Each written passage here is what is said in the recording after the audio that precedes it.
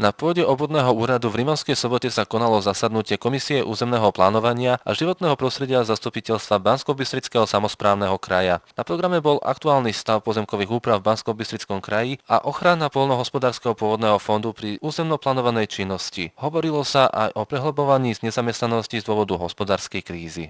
Pre okres Rimavská Sobota, ktorý už dlhodobo zápasí s problémami v sociálnej sfére.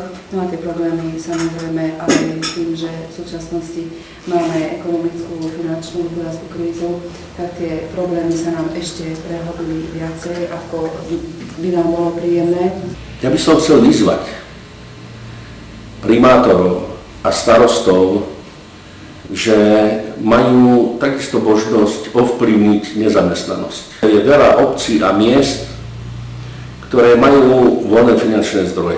Ďalej sa hovorilo o výstavbe diaľnice R1, na ktorú je vyčlenených 46 miliárd korún. Realizácia diaľnic zamestná niekoľko stoviek ľudí nielen pri stavebných prácach, ale aj pri obslužných činnostiach. Určite aj ste tu mali veľké závody, respektíve veľké fabriky, ktoré bohužiaľ časom zanikli a kde sa treba venovať tomu pozornosť.